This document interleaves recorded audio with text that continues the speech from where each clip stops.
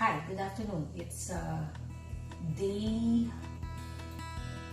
Tuesday, so it's the 9th day of our ECQ, our Enhanced Community Quarantine, and today I'm trying to produce our own bread because the shelves in the grocery are empty of bread.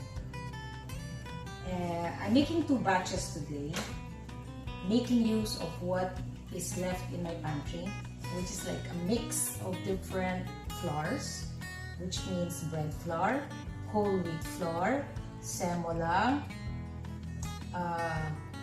whole wheat husks, and there's another kind of flour from Italy, organic. Anyway, I just finished all the flours that I have, so I'm making 2 batches. So the first thing you do is you measure your ingredients. Bread is quite simple. It's just the flour, some water, warm, possible. In this case, we're gonna make it with dried yeast, or what some people call it instant yeast. I put a little bit of sugar to make the yeast come alive. I use some salt. This is the pink Himalayan. And for this particular bread, I usually include or add some seeds. This is Indian basil seeds. I have some mixed seeds and nuts that are raw and peeled, and I have my own mix of seeds and nuts. I also use our olive oil as shortening. So let me start by showing you. So this is 500 grams or half a kilo of flour. This is mixed flour. And for every 500 grams of flour, I use 350 ml of warm water, a teaspoon of sugar, later on a teaspoon of salt. And in this case, I'm using also I'm trying to use up everything in my ref. This is dried yeast.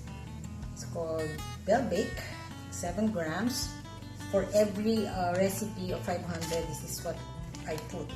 And so this one I put already and mixed with the dry ingredient or the flour. Like that. Just mix it like that.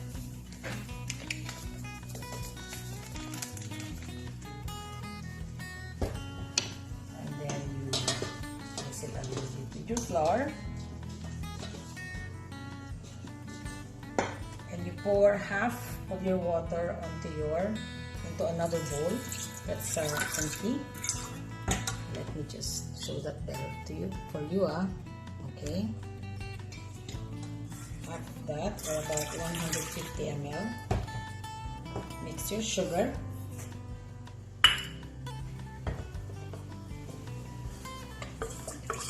Dissolve the sugar by mixing it. Some people prefer to put their yeast directly onto this water before they add flour. So it's your call. We'll try it both ways, okay? So you'll see the difference. For this one, I mix the yeast with the flour. And now I'm going to put a little bit of flour onto the water to make the rising dough. You try to dissolve also the flour into the water, and then you will see that your yeast is live or active because they start making bubbles. Look at that, it's making bubbles. If they don't make bubbles, they're dead. Throw them because they won't make your bread successful. Okay, so mix it like so, and then you let it rest for 10 minutes. That will grow by itself, so I don't get confused. I put my together this one with this water over here. See, this batch is with this water. This is flour wherein I mix the yeast. Okay, And then we'll do another version, which is water.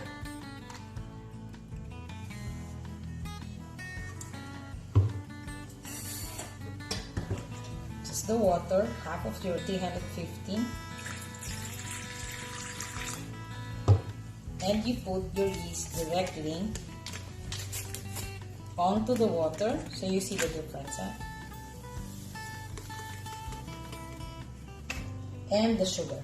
Remember, the sugar is just to little dirt there. Just for waking up your yeast. Sorry about that. So you'll see and you will know that here I'm trying to dissolve the yeast. This is the other approach to bread making, wherein we add the yeast directly to the warm water before we add the flour. So we'll see the difference between the two. Thank God I discovered this Bluetooth remote control for the camera. Okay, so if you look at this, I usually cover them with a cloth while they're being activated. So let's take a look at this first mixture where I put the yeast directly on the flour. Can you see that? And then this other one, actually there's not really not much difference. This is I put the yeast on the water with the sugar, and then I slowly added the flour. Normally I would wait in between as the yeast comes alive. In short, I add the flour really slowly and wait for the yeast to act on it, to activate before I dump everything, because a lot of bread recipes will tell you to just mix everything, but I do it the slow way. Somehow there is an advantage. In the meantime, while your yeast activating, which I cover, I work with the flours. What do? I add my, you can use your measuring spoon, but since I've been doing this for some time, I just kind of like widow it. I wing it. I use only 1 teaspoon. Actually, my husband doesn't even want salt in the bread because the Toscano bread has no taste. It's their rice, so they prefer it without the taste. But I'm Pinoy, so I add some salt. And then I start adding my mixed nuts. If you can see, that's sunflower. What else do I have there? Chia, sesame, black and normal sesame, and other stuff. I don't know, but I kind of just mix it all together. 2 tablespoons would be good. You can add more if you like.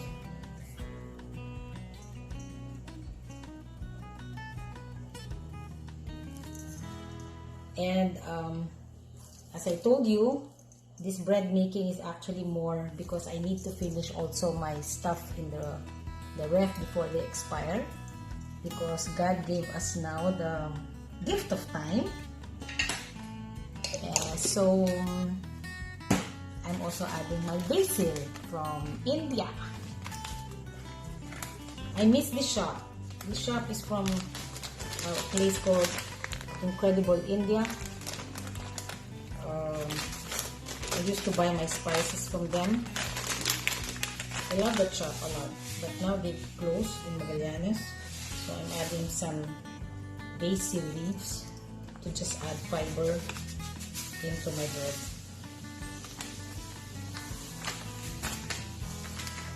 And then we mix it. So I just added, just to review, 1 teaspoon of salt and all my mixed nut and seeds into the flour.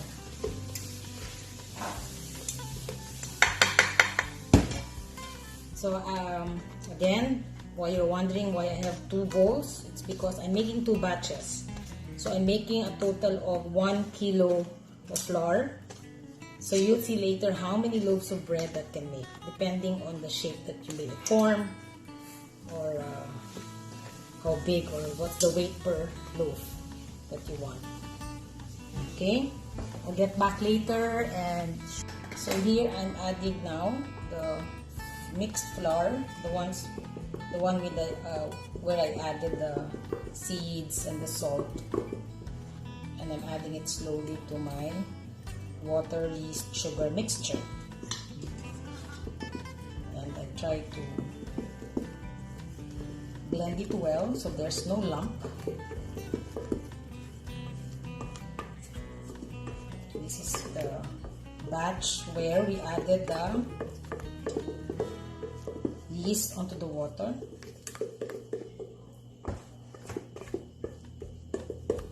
And this is the other one.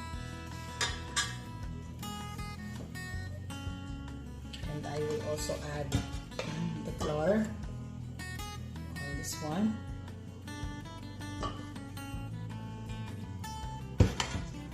And then show it to you. Here, mix it.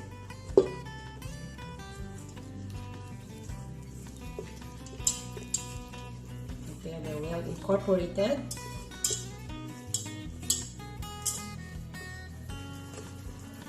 Okay. And then we'll cover it again with our cloth. And see you later after 10-15 minutes. So here I'm showing you the how to do. You use this part, fold, press, fold, press, fold, press. So you can see later what are the effects of the dough. The other one is machine kneaded, and then this one's hand kneaded. So this is only hand. So here we're ready to mix our dough with the mixer, which I put on. First I start slow, and then I now add my olive oil, about a tablespoon. So I just estimate this now. Before I start adding the rest of the flour. So this is mechanical kneading.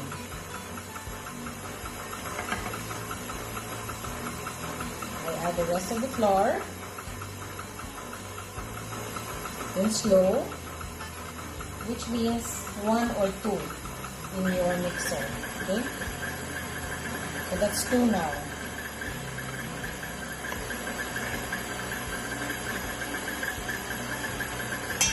And then you also add the rest of the water.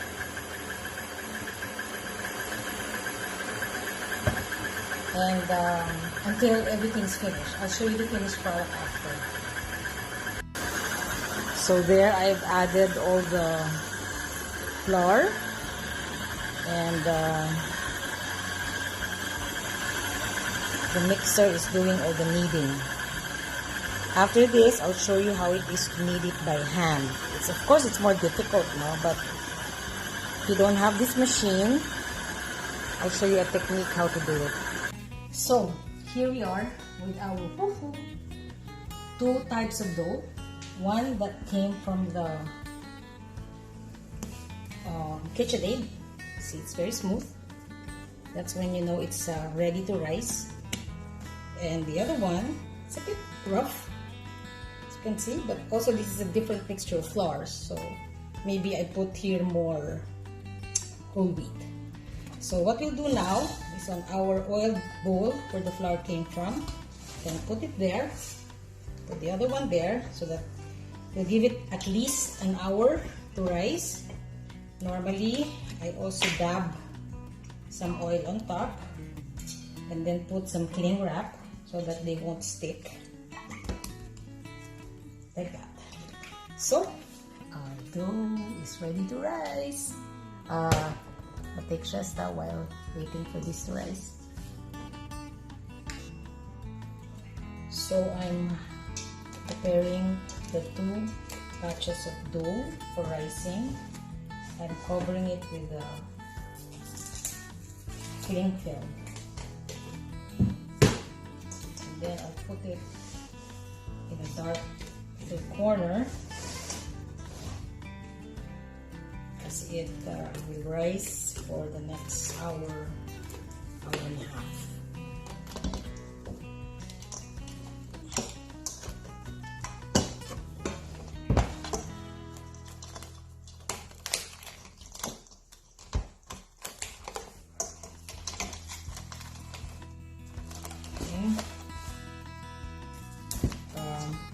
Excited to see the result of this because it's the first time I did a side-by-side comparison of hand-kneaded and my KitchenAid dough and my hand-kneaded dough. Okay, I usually put them on top of the ref, cover it also with cloth so it's dark. Not so humid so that you can rise. So I'll see you there. Hello, we're back. So take a look. Lumaki na. They have grown. This is the hand kneaded, and this is our KitchenAid kneaded. So we will prepare our table, which I have disinfected again with we will put some bread flour so that our dough will not stick. And of course, I wash my hands very thoroughly. I prepare my cutter. And let's work first with our hand kneaded. Push our table a little bit so I have more space. Alright. So, see, when you put the oil, they get off much quicker. So you have to work this again, like knead it again. Same technique. Fold and push. Fold and push. It would be good if you have a weighing scale nearby, so when you cut your dough, they'll be of the same weight if you prefer. So, oh, I forgot that we should have prepared also our plancha or our bread sheets. Okay, so let me prepare that first. Okay, so after you do this kneading, then the dough is more or less ready to be cut for proofing. Okay?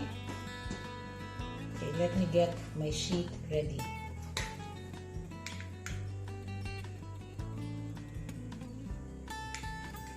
Okay, our oven timer for 30 minutes already ran.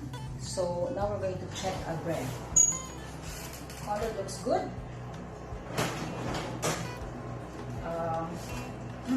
Good. Normally I would put a stick inside. It's already dry, so this is probably cooked already. I would bring the temperature down